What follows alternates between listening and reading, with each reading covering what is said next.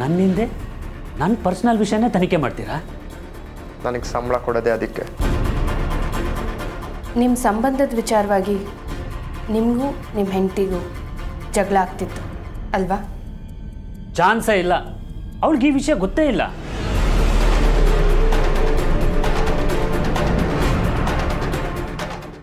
ಏನು ಸಿನಿಮಾಗ? ಇವತ್ತು ಬೇಡ, ಸಂಡೇ ಹೋಗೋಣ. ನನ್ನ ಹೆಂಡತಿ ಬರ್ತಾ ಇದ್ದಾಳೆ, ಆಮೇಲೆ ಕಾಲ್ ಮಾಡ್ತೀನಿ.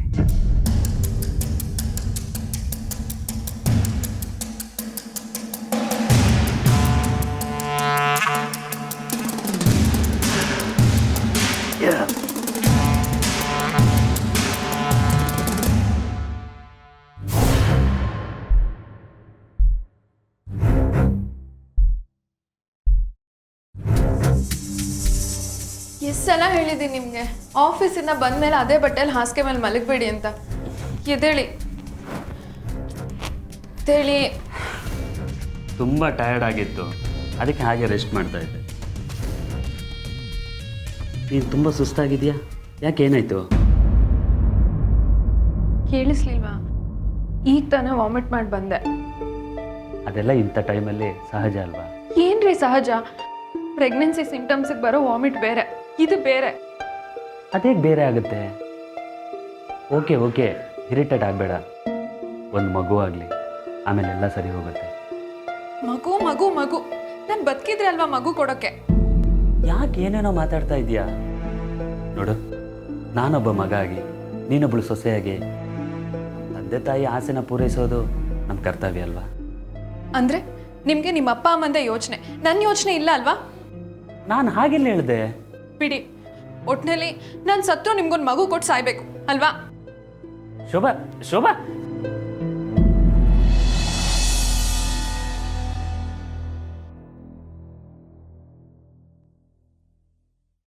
ಔಷಧಿಗಳನ್ನ ಮನೆಗೆ ಯಾರು ತರ್ತಾ ಇದ್ರು? ನಾನೇ. ತರ್ತಾ ಇದ್ದಿದ್ದು ನೀವೇ, ಕೊಡ್ತಾ ಇದ್ದಿದ್ದು ನೀವೇನಾ? ಏನು ಹೇಳ್ತಾ ಇದ್ದೀರಾ ನೀವು? ನಾನು 3 ಹೊತ್ತು ಮನೇಲಿ ಇರೋಕ್ಕಾಗುತ್ತಾ? ಆಫೀಸ್ಗೆ ಹೋಗ್ತಾ ಇದ್ದೆ, ಅದಕ್ಕೆ ಆ ಜವಾಬ್ದಾರಿನ ನಮ್ಮ ತಾಯಿ ಕೊಟ್ಟಿದ್ದೆ.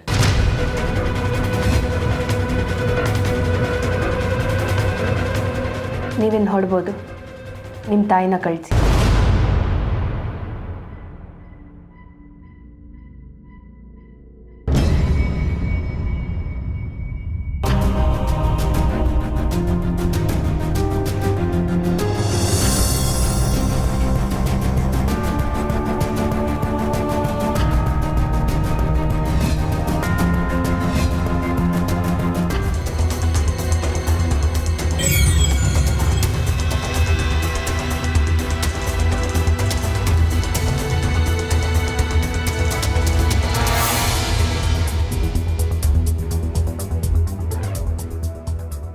ಅಜಯ್, ಇದೊಂದು ಸತಿ ನೋಡು.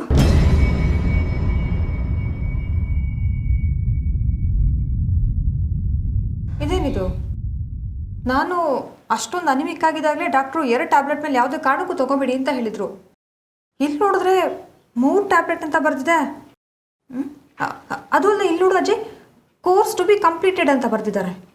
ಯಾವ ಡಾಕ್ಟ್ರ್ ತಾನೇ ಈ ಥರ ಎಲ್ಲ ಬರೀತಾರೆ?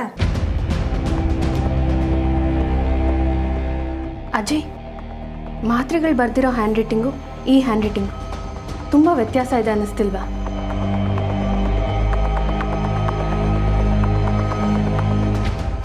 ಸೊ ನೀನು ಹೇಳಿದ ಪ್ರಕಾರ ಈ ಮನೇಲಿ ಮೆಡಿಕಲ್ ಬ್ಯಾಕ್ಗ್ರೌಂಡ್ ಇರೋರು 3 ಜನ. ಆ 3ರಲ್ಲಿ ಯಾರೋ ಈ ಕೆಲಸನ ಮಾಡಿರಬೇಕು. ಇವಾಗ ಆಲ್ರೆಡಿ ಹೇಮಂತ್ನ ಮಾತಾಡ್ತಿದ್ದೀವಿ. ಅವ್ರ ಗರ್ಲ್ಫ್ರೆಂಡ್ ಅವ್ರ ತಂದೆ ಡಾಕ್ಟ್ರು. ಆದರೆ ಹೇಮಂತ್ ಮಾತಲ್ಲಿ ನಡವಳಿಕೆಯಲ್ಲಿ ನನಗೇನೋ ಅನುಮಾನ ಬರ್ತಾ ಇಲ್ಲ. ಹೌದು, ಅವ್ರು ತುಂಬ ಓಪನ್ ಆಗಿದ್ದಾರೆ. ಮತ್ತೀಗ ನಮ್ಮ ನೆಕ್ಸ್ಟ್ ಟಾರ್ಗೆಟ್ನ ಕರೆಯೋದು. ಅಜಯ್,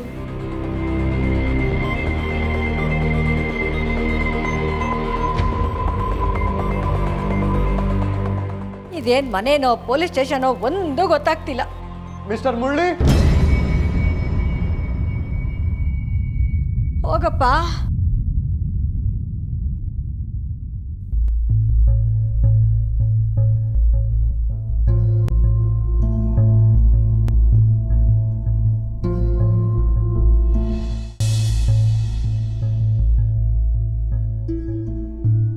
ಮುರಳಿ, ನೀವೇನು ಕೆಲಸ ಮಾಡೋದು?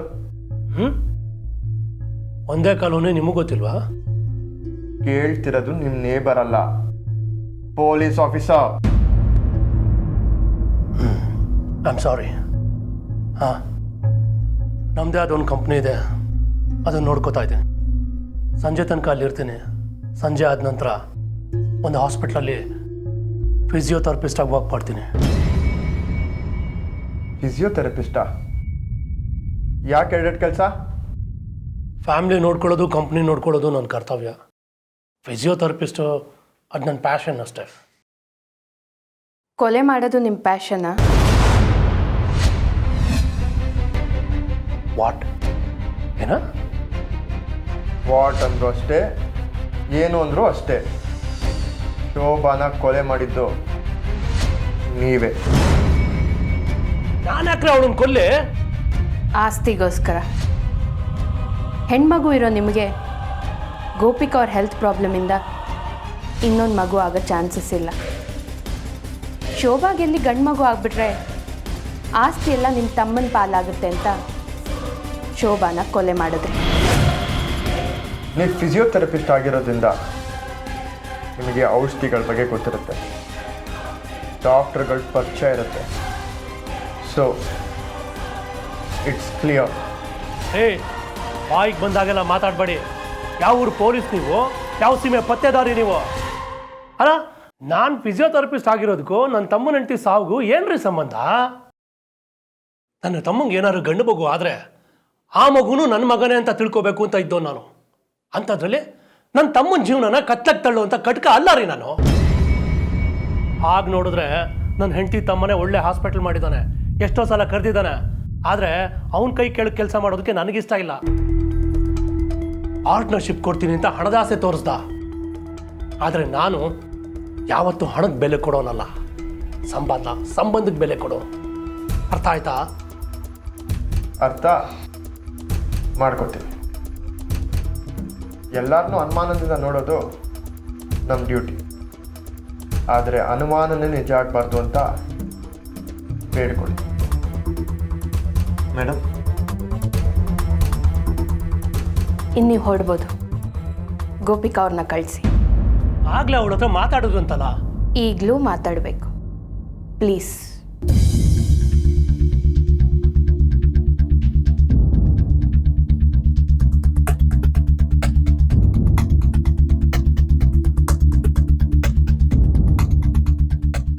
ಗೋಪಿಕಾ, ನೀನು ಹೋಗ್ಬೇಕಂತ.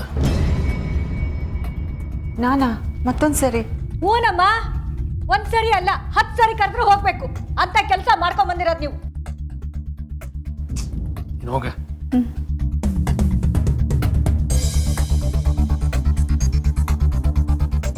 ಯಾಕೆ ಹಾಕಿ ಕೂಗಾಡ್ತೀಯಾ? ನೀ ಕೂಗಾಡಿದ ತಕ್ಷಣ ಅವ್ರು ವಿಚಾರಣೆ ಮಾಡೋದು ನಿಲ್ಲಿಸ್ಬಿಡ್ತಾರಾ? ಬಾಯಿ ಮುಚ್ಕೊಂಡು ಸುಮ್ಮನೆ ಕೂತಿದ್ರೆ ಸರೋಯ್ತು. ನನ್ನ ತಲೆ ಕೆಟ್ರೆ ನೋಡ್ದ್ಯಣ್ಣ, ನೀನೇನು ಮಾತಾಡಬೇಡ. ಈ ಮನೇಲಿ ಬಿಟ್ಟಿ ಕೂಳು ತಿನ್ಕೊಂಡು ಬಿದ್ದಿದ್ದೀನಲ್ಲ, ಅದಕ್ಕೆ ಎಲ್ಲರ ಕೈಯಲ್ಲೂ ನಾನು ಅನಿಸ್ಕೋಬೇಕಾಗಿದೆ.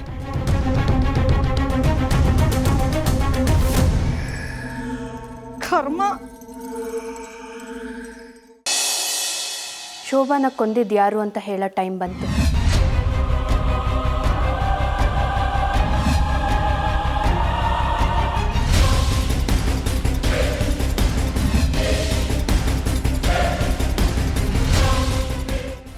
ಮತ್ತೆ ನಾವು ನಿಮಗೆ ತೊಂದರೆ ಕೊಟ್ವಿ, ನಿಮ್ಮ ಬಗ್ಗೆ ತಪ್ಪು ತಿಳ್ಕೊಂಡಿದ್ವಿ, ನಾವಿನ್ನು ಹೋಗ್ತೀವಿ ಅಂತ ಹೇಳಿದ್ರಿ. ಹಾಗೆ ಹೇಳ್ದೆ ಹೋಗಿದ್ರೆ ಕೊಲೆಗಾರನ್ನ ವಿತ್ ಪ್ರೂಫ್ ಹಿಡಿಯೋಕ್ಕಾಗ್ತಿರ್ಲಿಲ್ಲ.